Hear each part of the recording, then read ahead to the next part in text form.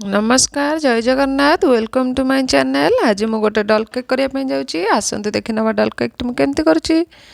डल cake करने मुझे गोटे बाउल नहीं जाइली से 2 कप क्षीर दे दूची, 1 कप तेल, 2 कप पाउडर सुगर मुझे दूची, चीनी को मु ग्राइंड करके रखी थी मुझे भल भाव गोल नौची।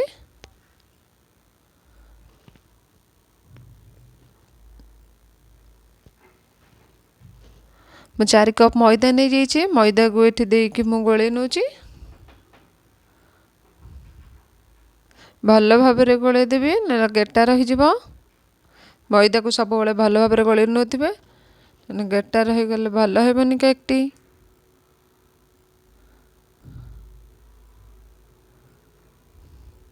मु हाफ चम्मच लुण, 1 चम्मच बेकिंग सोडा दे दूची, 4 चम्मच बेकिंग पाउडर मु नहीं तो सब मिसेकी मु गोल नौची। 3 चम्मच पाइनएप्पल एसेंस मु नहीं, आपन चाहिए भानिला एसेंस नहीं पारे। भल भाव मिक्स कर नौची। बैटर टी रेडी हो गला मोर। बैटर टी पूरा ये हवा दरकार। डल केक करने मुझे गोटे डल केक मोल रे तेल लगे रखी थी। एबे मैं 4 पट मैदा दे दूची। एबे मो बैटर टी को डल केक मोल रे ढाली दूची। मु कढ़ाई रे लुण देकर 10 मिनट हिट करने छाड़ देची।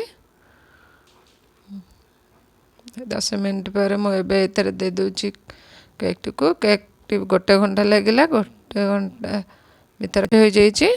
साधारणतः केक गुड़िक 25 ରୁ 30 मिनट लगी था। डल केक टी बेसी समय लगुच।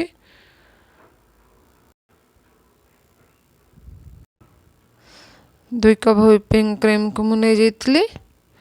इलेक्ट्रिक ब्लेंडर साहाय्य मुझे क्रीम कर नौची। थाली तले मु आइस रखी करी। फास्ट मु लो स्पीड रे कली, तापर मु हाई स्पीड रे करुची। क्रीम टी एठी रेडी हो गला। जिते बड़े एमती अणुवे तल को पड़ू न क्रीम हो जाइए। एठी मु केक टी को मार्किंग कर नौची स्लाइस करने। मु छुरी रे मार्क कर नेली, तापर मो सूता साहाय्य ताको भिड़की पीसेस गुड़ाक बाहर कर नौची। तापर मो साइड गुड़ाक काटिकी खाली मझी पीस गुड़ाक रखुची।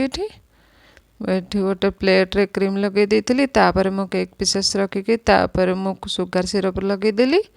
ता देहरे मो क्रीम लगे दोची। ए भली भाबर मो गोटे पर गोटे केक पीसेस रखिकी एमती क्रीम लगे देली। एबे मो 4 पट क्रीम लगे दोची।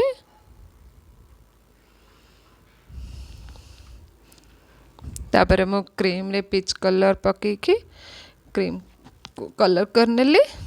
तापर मो गोटे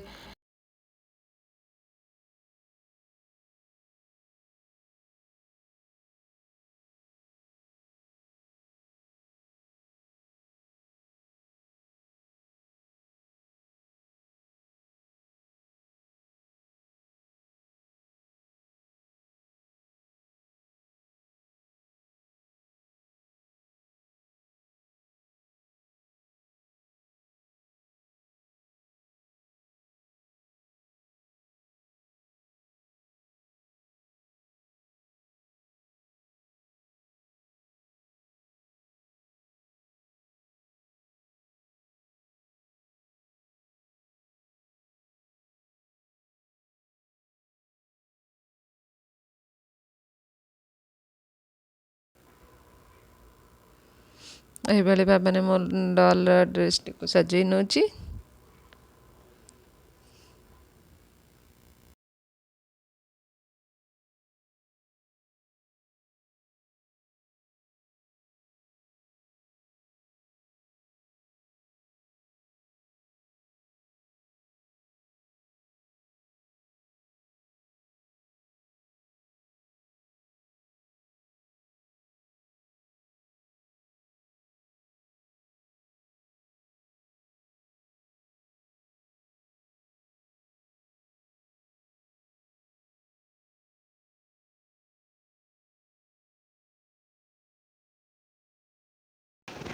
डल केकटी ये मोर रेडी हो गलानी।